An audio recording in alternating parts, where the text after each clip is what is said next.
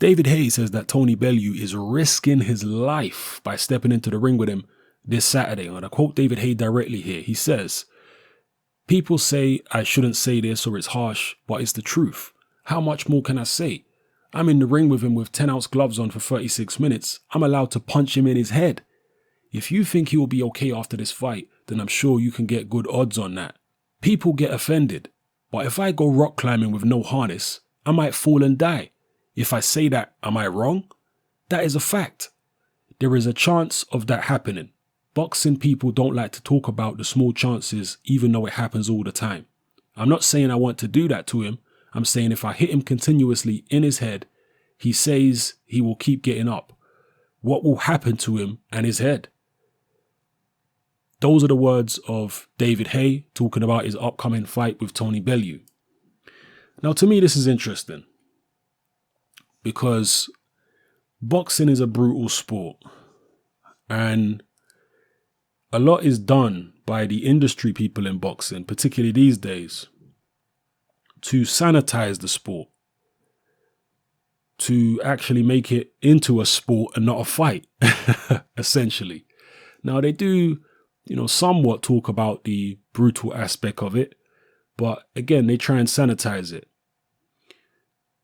One of the things I can tell you for a fact is that a lot of fighters, when they're in battle mode, they are trying to do terrible damage to their opponents.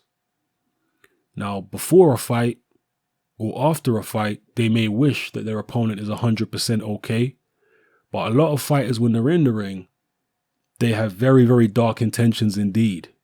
Because when you're in battle mode, a lot of fighters think a lot of dark things about what they want to actually do to the opponent. Mike Tyson is one of the few fighters in the past few decades who was actually open and honest about this. Tyson said that it was one of his ambitions as a young professional fighter to kill somebody in the ring.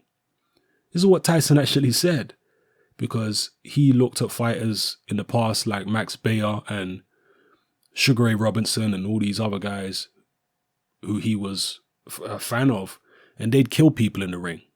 So Tyson said his ambition was actually to kill somebody.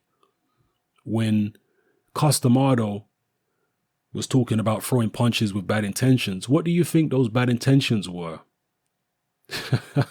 He's using the term bad intentions so he don't have to actually describe what he really means by that.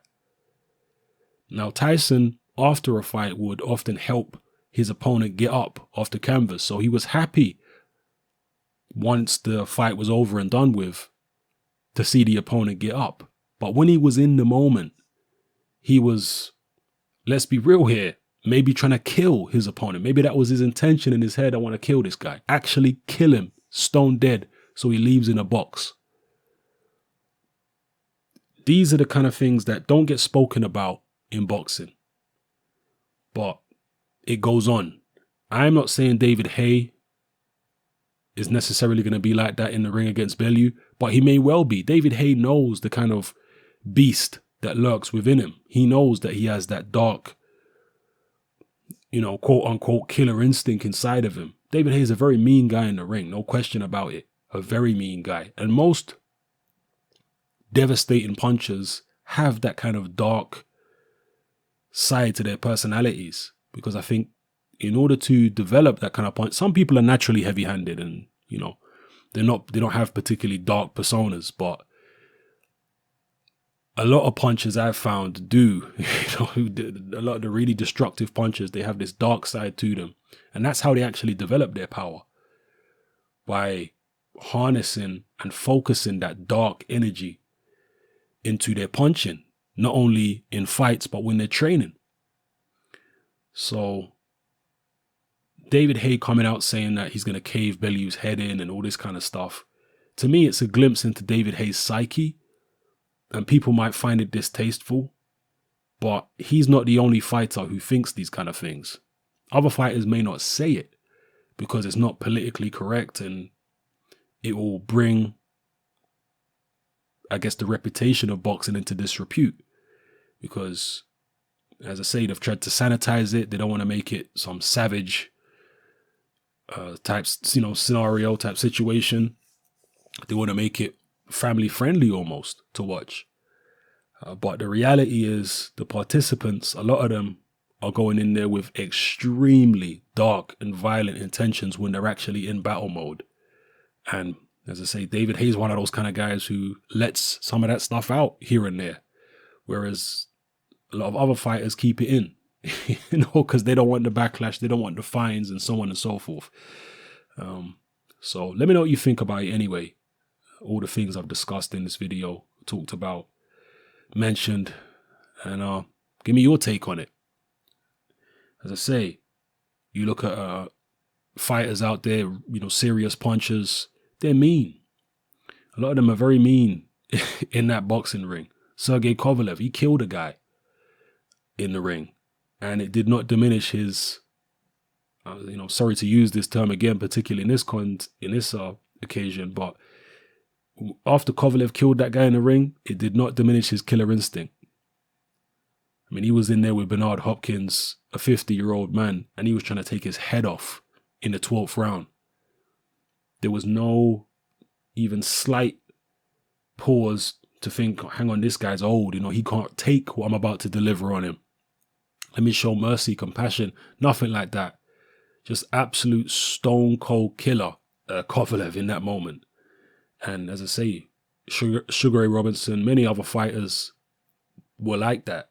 They just have a beast inside of them, and there is no compassion at all.